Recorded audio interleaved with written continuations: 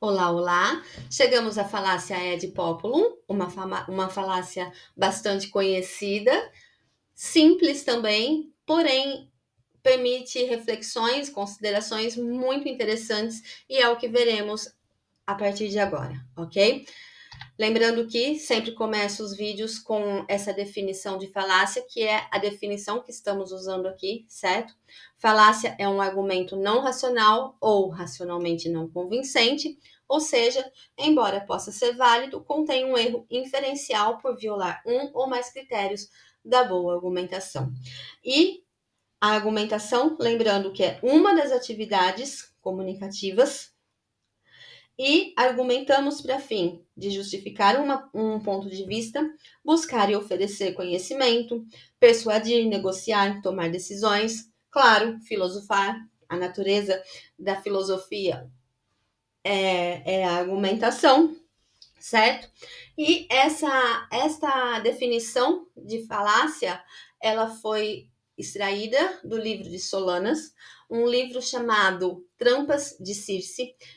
É um livro escrito em espanhol.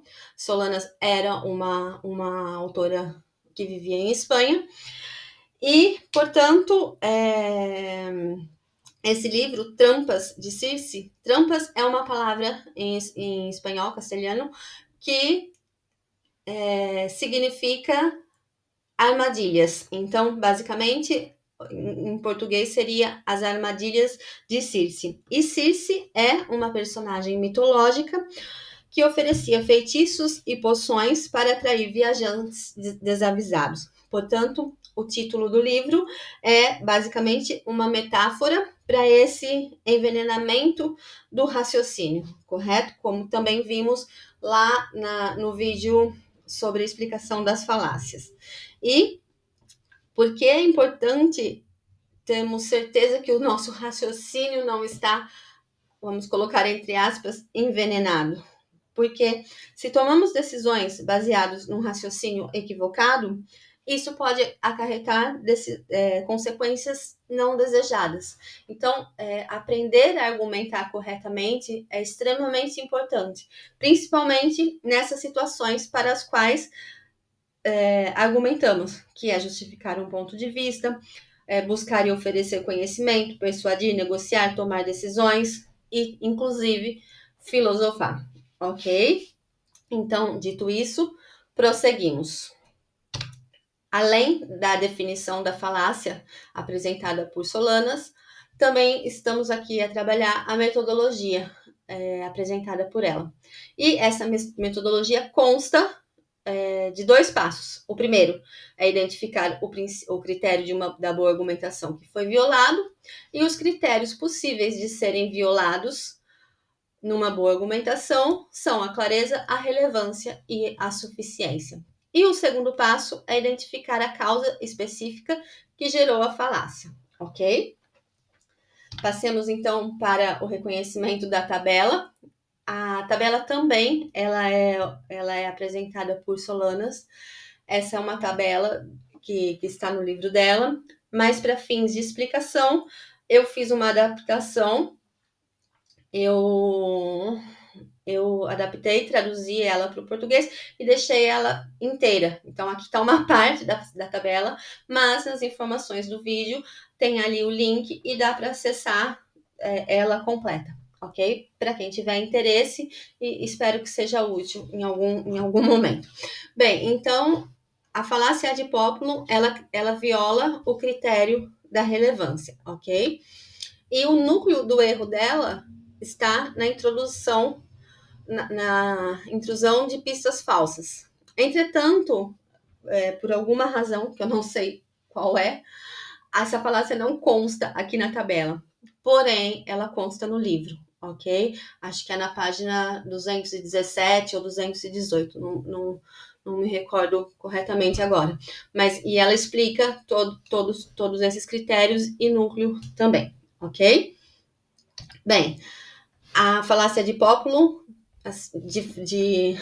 de forma introdutória aqui, ela introduz a ideia ou opinião de um conjunto de pessoas que é irrelevante para o argumento. Então, é por isso que ela que ela viola o critério da relevância e tem esse núcleo de erro de inclusão de pistas falsas, porque essa ideia ou opinião que ela introduz é irrelevante para o argumento, ok? Entretanto, é bom definirmos a falácia ad populum um pouco melhor e é o que faremos agora. Então, a falácia ad populum, ela consiste em argumentar que uma proposição P é verdadeira apenas porque a maioria das pessoas ou um número considerável delas acredita que P é verdadeira. Aqui também eu gostaria de fazer um parênteses para lembrar, e isso está no vídeo sobre a explicação geral das falácias, para quem se interessar, é só buscar nessa playlist falar pensamento crítico e falácias, alguma coisa assim. Bem, para lembrar que falácia é diferente de viés, ok? Quando falamos em falácia, estamos a falar especificamente sobre um esquema argumentativo que falha em relacionar corretamente as premissas e a conclusão, certo? Portanto, a falha, ou, para quem preferir, a ilusão está no nível discursivo, no nível do discurso, ok? Diferente do viés. Eu falei que a falácia é diferente do viés, expliquei o que é falácia, agora vamos ao viés. O viés, então, ele é uma ilusão cognitiva, ok? Entretanto, quando entramos na falácia, nós temos ali um apelo retórico, certo? Que seria a capacidade de convencimento da falácia, até por essa ilusão, porque parece plausível argumentativamente, entretanto não é, ok? Então, esse apelo retórico da falácia, segundo as Solanas, está onde? Na conduta de rebanho, em sentido psicológico, comportamental, e na ilusão cognitivo, no viés conhecido como união do ganhador. É um viés que cria essa ilusão de que a maioria corresponde ao sucesso ou à vitória. Então, ninguém quer estar no grupo dos perdedores. Então, estar no grupo da maioria é mais atrativo, digamos assim. Claro, por tratar-se de um viés, é uma ilusão, certo? Então, essa atração é ilusória, ok? Dito isso, prosseguimos e voltamos para a metodologia, ok? E o primeiro passo é identificar o critério da boa argumentação que foi violado. Como já vimos, esse critério é o critério da relevância. Quando falamos em critério da relevância, significa que as premissas, o conteúdo das premissas não é relevante para suportar a conclusão, ok? E depois de identificado o critério violado, passamos para identificar o núcleo do erro. E no caso da falácia de populum, esse núcleo do erro é a relevância por intrusão de pista falsa. Então, essa questão da ad populum envolve confundir a aceitabilidade social com a verdade objetiva. E isso gera considerações interessantes. Também a falácia de populum está relacionada com usar a crença majoritária como única ou principal justificação da verdade de uma proposição. Portanto, o erro fundamental reside no fato de que a opinião majoritária nunca é prova adequada da verdade de uma crença, ok? Bem, então, uma das formas dessa falácia é todo mundo, ou então a maioria, afirma P. Logo, P é verdadeiro. Também podemos encontrar como algumas pessoas influentes, ou um grupo de pessoas influentes, creem que P. Portanto, P é verdadeiro. E essa última forma, que foi extraída do livro de Hubert Mahaldi, P é uma prática comum entre os S, P é admissível, porque os S têm boas razões para admitir P. Então, aqui estamos lidando com a possível aceitação de uma determinada premissa simplesmente porque ela é admissível, e ela é admissível porque um grupo de pessoas tem razões para admitir esse P, ok? Bem, quando qualquer um menciona um argumento que está mais ou menos dentro dessa forma, nossa reação, não necessariamente fora, mas lá dentro deve ser desconfiamos, certo? Bem, quando ad populum não é falaz? Claro, lembrando que aqui estamos a ver a forma, mas lembrando que muitas vezes as falácias informais elas estão relacionadas ao conteúdo. Então, como veremos nos exemplos, o problema vai ser sempre do conteúdo, certo? Na verdade, seria o que esse todo mundo afirma. Mas vamos prosseguir.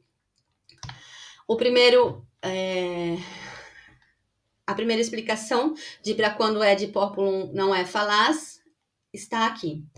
Quando se usa a crença da audiência para captar sua atenção ou empatia. E aqui é sempre uma estratégia retórica com a qual temos que ficar atentos, certo? Porque há uma linha ali muito fácil de ser cruzada, ok? Um exemplo: muitos acreditam que a felicidade está em ter sucesso e reconhecimento, e é precisamente por isso que precisamos refletir sobre o que realmente significa uma vida boa. Então, estamos, por exemplo, surgindo um discurso desse tipo, vamos ver que isso só foi um ponto de partida para quê? Para captar retoricamente a atenção ou a empatia do público para quem a pessoa está a se dirigir com essa ideia, ok?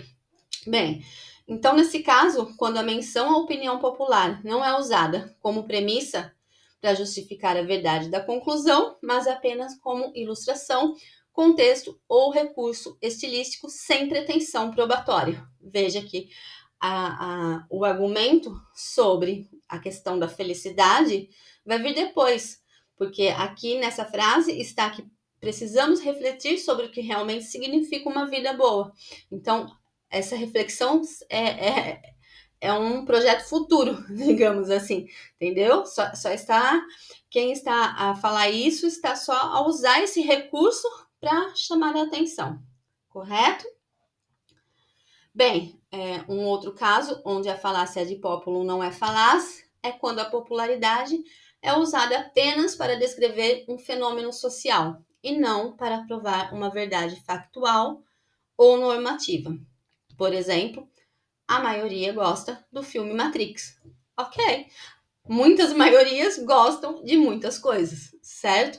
Ou muitos grupos de pessoas influentes, ou todos, e esse todos nunca é sempre falho, né? Digamos assim, gostam de muitas coisas, né? A maioria das pessoas gosta do carnaval. Isso aqui é meramente descritivo, certo? Estamos a descrever um fenômeno, não estamos, de novo, lembrando, né? Porque a argumentação ela envolve justificação de um ponto de vista, buscar e oferecer conhecimento, persuadir, negociar, tomar decisões. Uma simples fala assim, um discurso desse tipo, não está implicando em nada disso que envolve a argumentação, ok? Bem, uma outra situação onde a falácia ad populum não é falaz é quando a forma ad populum não é o que determina a validade do argumento. Por exemplo, todo mundo acredita que todos acreditam em algo. Logo, todos acreditam em algo. Veja, o problema não está na forma, o problema está no conteúdo, quando é falacioso, certo? Aqui não é falacioso, correto? Aqui a conclusão ela segue logicamente da premissa, pois se todos acreditam que todos creem em algo, então é impossível que alguém não creia em algo. Portanto, não é uma falácia, é um argumento válido, ok? Um outro exemplo de quando a falácia é ad populum não é falaz é se a maioria dos especialistas em um campo aceita uma tese e as condições para um apelo legítimo à autoridade são cumpridas, ok? Exemplo, a maioria dos cientistas afirmam que as vacinas são seguras e eficazes. Logo, é verdade que as vacinas são seguras e eficazes. Aqui, nós não... essa frase, que poderia ser dita claramente por mim, é uma frase que eu defendo, certo? Ela não está baseada na minha opinião, ok? Mas sim naquilo que chamamos de consenso. E o consenso científico, ele não se trata de opinião, ele refere-se essencialmente a uma convergência de provas empíricas e argumentos ou razões entre os diversos cientistas que culmina em juízos e teses impessoais sobre determinada questão em voga, ok? Então, essa distinção, ela é extremamente importante e, no meu ponto de vista, extremamente interessante também, ok? Bem, quando ad populum é falaz? Então, aqui entraremos nessa questão. Então, a opinião de uma maioria ou de um grupo influente ou todos torna-se ilegítima e irrelevante quando a popularidade ou a tradição de uma crença ou prática como única ou principal razão para sua aceitação, sem verificar se o tema é passível de ser decidido por consenso e sem considerar objeções ou evidências contrárias, ok? Que tal exemplos? Nosso primeiro exemplo é bem simples e comecei por essa outra forma, né? P é uma prática comum entre os S, P é admissível, porque os S têm boas razões para admitir P. Então, aqui, a cultura taurina é comum na cultura espanhola e que figuras como Goya, Picasso e Lorca se ocuparam dos touros. A cultura taurina, tá errado aí, desculpa, gente. Ela é admissível, portanto, Goya, Picasso e Lorca têm boas razões para admitir a cultura taurina. Veja que aqui é uma falácia, ok? Porque esse conteúdo das premissas, ele não é relevante se Goya, Picasso e Lorca se ocuparam dos touros num tempo passado para decidir se a cultura taurina é admissível ou não hoje, ok? Esse é o ponto da falácia. Outro exemplo. 34 milhões de mexicanos votaram em López Obrador. Acreditam que seu governo... 34 milhões de mexicanos que votaram, faltou um que aí, em López Obrador, acreditam que o seu governo é honesto. Logo, o governo de López Obrador é honesto. Ou seja, veja, de novo, estamos a introduzir uma pista falsa, que 34 milhões de mexicanos votaram por acreditar. Entretanto, isso não é relevante, certo? Porque o que vai determinar se o governo de López Obrador é honesto ou não, não estou aqui fazendo um juízo de valor, são as instituições que cuidam disso. Não é esse. Veja que aqui está a apelar-se para a maioria, ok? Não importa. O conteúdo da premissa não suporta a conclusão, ok? Mais um exemplo. Um grupo de professores da USP concordam com as ideias de Foucault.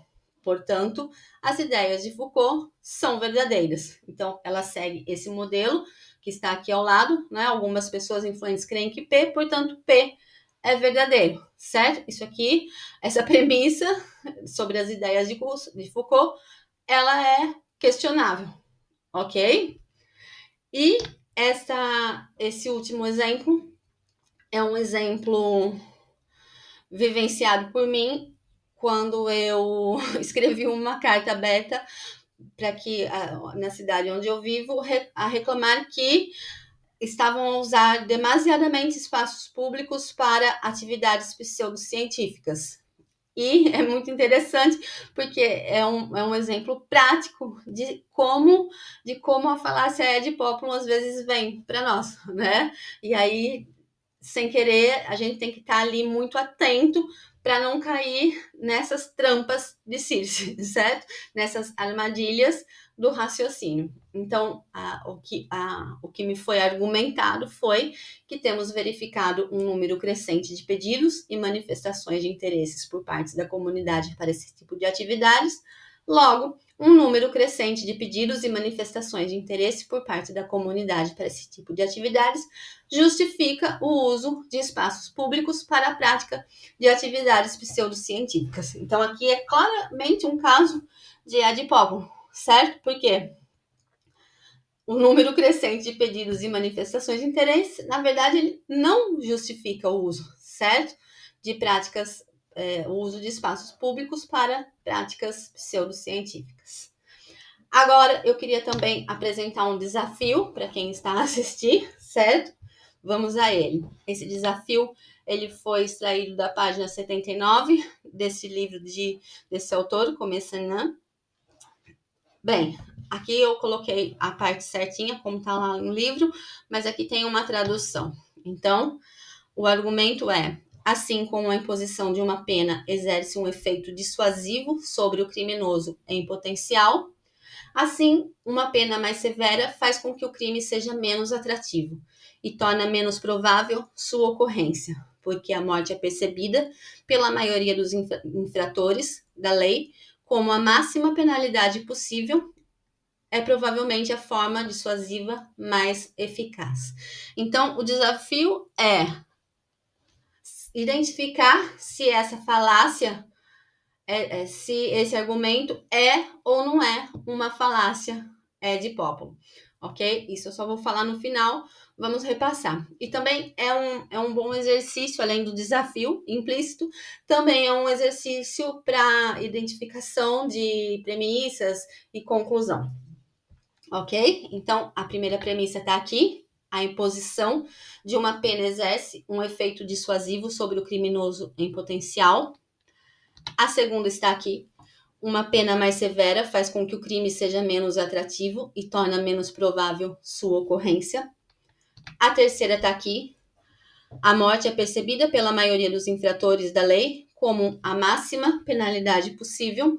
E a questão de se o argumento é falacioso ou não está aqui, né? O fato da morte ser percebida pela maioria. E a conclusão está aqui, né? Provavelmente a pena de morte é a forma dissuasiva mais eficaz, certo? Bem, para rever, temos aqui a primeira. Então, a imposição de uma pena exerce um efeito dissuasivo sobre o criminoso em potencial. Uma pena mais severa torna o crime menos atrativo e menos provável. A morte é percebida pela maioria dos infratores como a penalidade máxima possível. É percebida pela maioria. E logo, a pena de morte é provavelmente a forma dissuasiva mais eficaz. Então, aqui eu faço um parênteses para emitir uma opinião pessoal. Eu sou totalmente contra a pena de morte. Fecha parênteses. Bem, de toda forma, indiferente da minha opinião ou não, o argumento ele é, de certa forma, plausível, porque não apela para a maioria justamente para justificar algo, certo? Aqui, o que está em jogo é a percepção da maioria sobre a severidade da pena. O argumento ele é problemático e é criticável por outras razões que não vêm ao caso, porque esse é um vídeo tutorial sobre falácias, especificamente sobre a falácia ad populum, certo? Bem, então o argumento é problemático e criticável, porém não é uma falácia ad populum, ok? E com isso, encerro o vídeo e, como eu sempre digo, ânimo com os estudos. Até a próxima!